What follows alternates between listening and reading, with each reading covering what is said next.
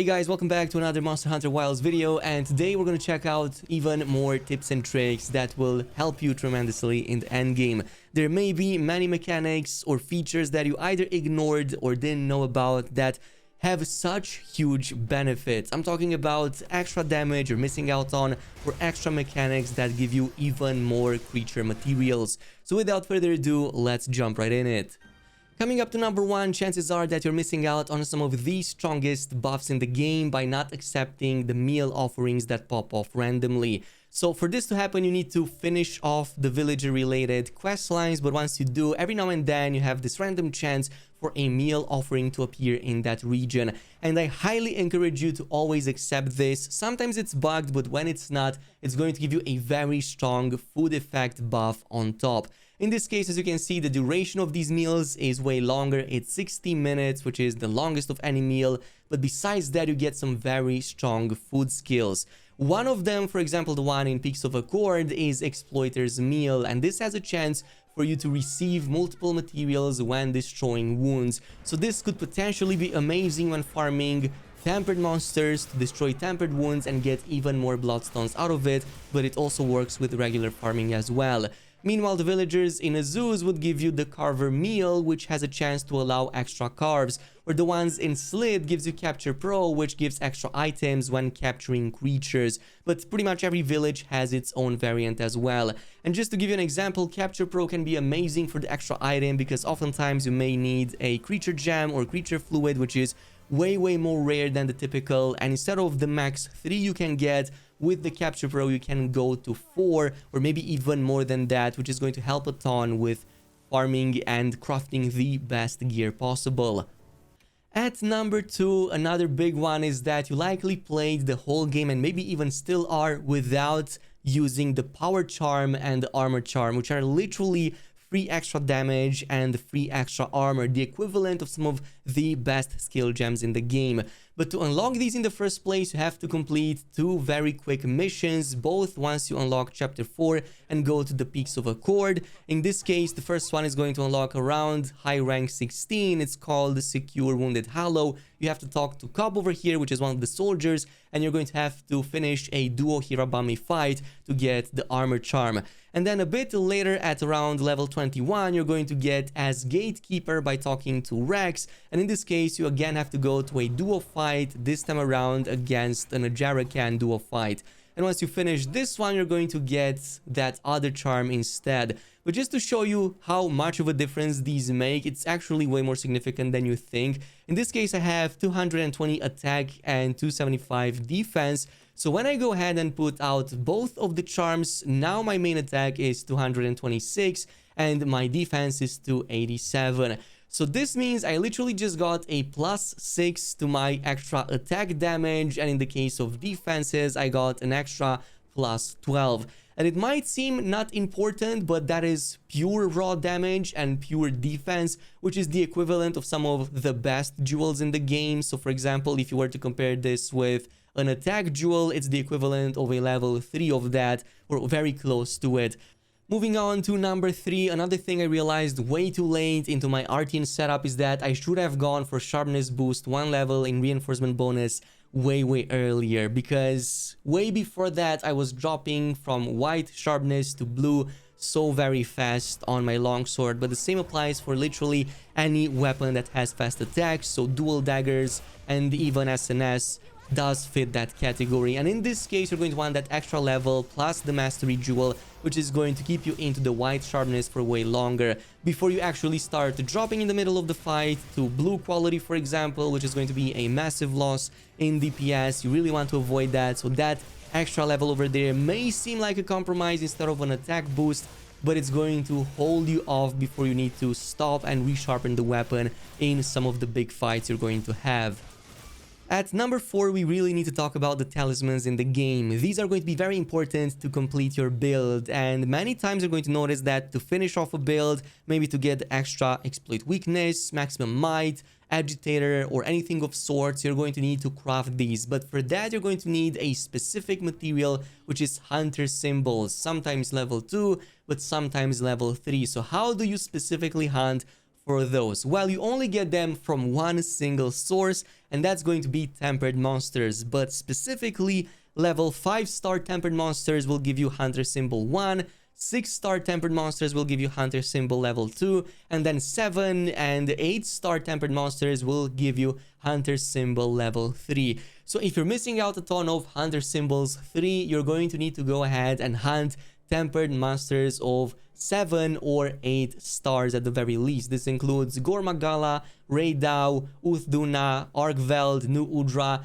Basically, these are the ones that can spawn with 7 and 8 stars exclusively. Everything below that at 6 stars and 5 stars respectively, pretty much every other boss in the game can be of tempered quality and at those stars. So whenever you need these, pay attention to the bosses on the map and go ahead and save those as investigations later on so you can repeat them and farm those really quickly. Which also brings us to number 5, and chances are that you noticed your hunts disappearing eventually from the field, survey history, and the investigations tab respectively. And that is because you can't repeat these infinitely. They will go away and disappear after a number of times. And that number is going to be precisely 7. The first time is when you encounter them naturally up into the open world. Then they will appear in your field history page. Here you can complete them 3 more times before they disappear. And then finally, if you also save them in the investigations tab before that happens, you can complete them in the investigation tab 3 more times. So that's going to be 7 in total. And you really want to take advantage of this mechanic because you don't want to fail these missions whatsoever. As you can see, I have some of these right here with some very strong rewards from 10 all the way to 20 high-end decorations or even Artian weapon parts. So I really can't afford to mess these up because I have a limited amount of times I can complete them. That is why 7 times is the max. Pay attention to that and make the most out of them. Now at number 6, we have to talk about the Melding pot. Many of you ask me, how is it possible that I have way more options than you do? And that is because I hit level 100. But basically there are 2 thresholds when the Melding pot unlocks new things for you. The first one is at level 50 in high rank. Second one is going to be at 100 in high rank, and that's going to give you the most amount of options. So before level 100, you will only mostly have access to the typical Wyverian Melding, then only the RNG, Artian weapon parts, and finally in the case of the meld decorations, you only have access to the 1-slot versions initially. But once you hit level 100 in high rank, this is when you're going to unlock the level 2 melding decorations as well to go for things more specific. Let's say you want a critical jewel to finish off your build. If you're going, for example, with a longsword build and want a ton of critical boost or anything like that, you can go ahead and get it right from here. But besides that, you can also go into the Artian weapons section, and now you will see that instead of just the 3 fragment types, you now also have all of the weapon parts, all the 4 tubes and discs and whatnot will now be present here, so you can specifically farm for those.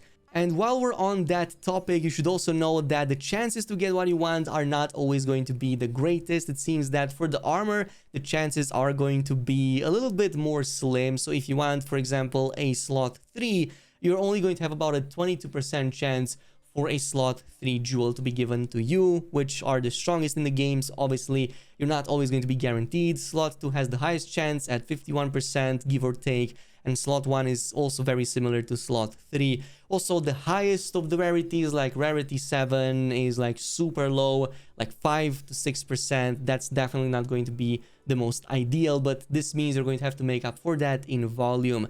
However, what's surprising is that in the case of the weapon decorations, the combo jewels are quite common, about 50 to 55% chance for combo jewels to actually spawn, but there's quite a few of them, and for some of the builds, only a select few are very useful, especially ones with handicraft. For the longsword is one of the examples, but we can see that slot 3 actually has a very high chance for these to spawn, 80%, which is actually really high. So yeah, you're going to have much more chances to get the ones for the weapons than you do for the ones on your armor. At number 7, this is long overdue, but it's going to still be applicable in the future as well, is to always take part in all the Capcom released events as they appear, because that's going to be one of the best sources for targeted farms, especially for items we don't normally get that easily, like armor spheres and even specific food buffs. But in this case, last week we had one that gave us some pretty nice advanced armor spheres. However, that seems to now be gone. However, another better one is going to come out for the hard armored spheres, and as you can see, these cost 1,000 points and are much more difficult to get. So from 11th of March up until the 18th, we're going to get this mission called Tongue-Tied, which is going to be against a Tempered Chotacabra. So a very easy fight, but one that gives us a ton of hard armored spheres. So that's going to let us now boost up our gear, get ready for title update number 1, or just get ready better for any of the incoming bosses in the future. You really want this targeted farm, and later into March we're gonna get even more options for decorations. That's why it's always worth it to pay attention to these events as they pop up.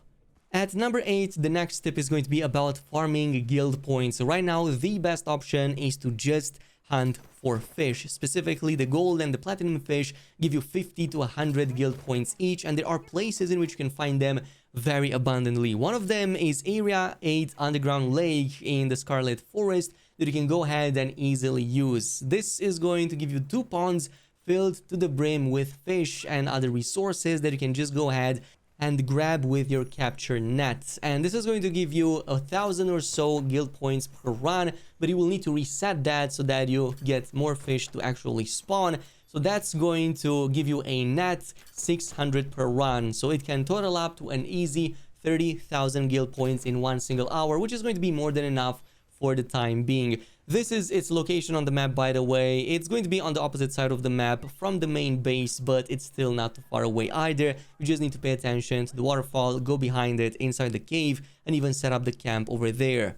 Now moving on to number 9, let's talk about some of the very rare creature mats, such as the Duna water gem that is very useful in many of the high-end crafting mats, some of the high-grade talismans, and so on. So if you take a look at Duna, just to give you an example, the chance for that to actually drop is abysmal. It's 7% at best if you break the tail, but targeted rewards and carving is just 3 and 5% respectively. So that means your chance is very low, even if you do go ahead and cut the tail or capture the creature.